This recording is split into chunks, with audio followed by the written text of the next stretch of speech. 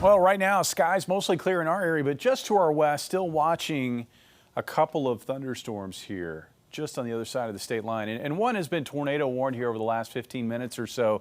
That storm, thankfully, appears to be getting weaker and weaker. In fact, looking at this storm, just from a wind field perspective, it looks like we've lost that circulation that was more apparent maybe 10 minutes ago. Again, there were a lot of pictures of wall clouds or video of wall clouds with this storm, and that helped to prompt the tornado warning that came out. That warning is supposed to run till 9:30. It may get canceled early, just kind of based on radar trends that we're seeing here over the past 10-15 minutes or so. That storm will slip across the state line. Looks like it's fading. I don't expect this activity that we see in southeast Kansas to get too deep into southwest Missouri. Those storms developing right where they were supposed to, right there along a boundary that was draped across southeast Kansas, a boundary that was left behind from that wave of clouds and showers that rolled across our area earlier today. And also that boundary kind of serves as a focus for a little bit more wind energy that can cause these storms to want to do what that one tried to do, trying to produce a tornado there in Cherokee County. It looks like the risk for any isolated wind or hail is fading fast now as we push deeper into the evening hours. So we turn our attention to tomorrow. Late afternoon into the evening hours, cold front moving into a hot and humid environment. Lots of wind energy in the atmosphere, an unusual amount of wind energy for this time of the year. And that is why it looks like there will be some severe weather. I think the storms that initiate on this front will quickly become severe.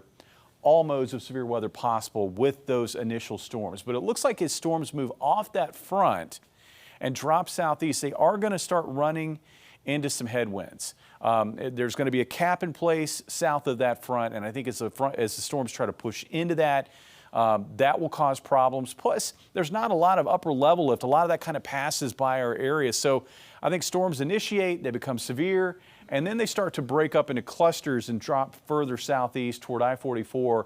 And I think that severe weather risk will gradually decrease with those storms as they push toward the interstate by mid to late tomorrow evening. Looking at our hour-by-hour forecast, again, 9 o'clock this evening, storm there west of Joplin fading as it pushes into southwest Missouri.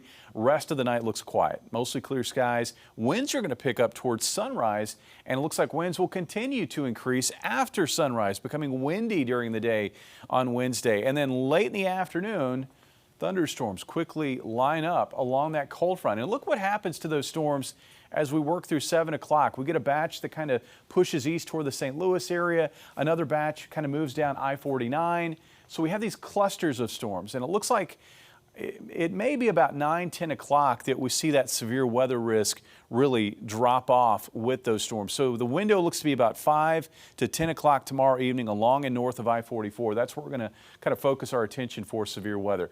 Once we get to Thursday, we're not done with rain chances. It looks like scattered showers and thunderstorms on and off throughout the day on Thursday. 67 for a low tonight, highs near 90 tomorrow, wind gusts of 35 to 45 miles per hour. Cooler on Thursday thanks to widespread clouds and scattered showers. Highs in the upper 70s to around 80 north to low to mid 80s off to the south. And as we look ahead to the upcoming weekend, beautiful Friday. We get past Friday, a few spotty storms in the forecast for Saturday, and then we get to Sunday, and here we go again. There could be a couple of different waves of thunderstorms impacting the area Sunday into Sunday night. Severe weather a possibility, also heavy rainfall, localized flooding a possibility.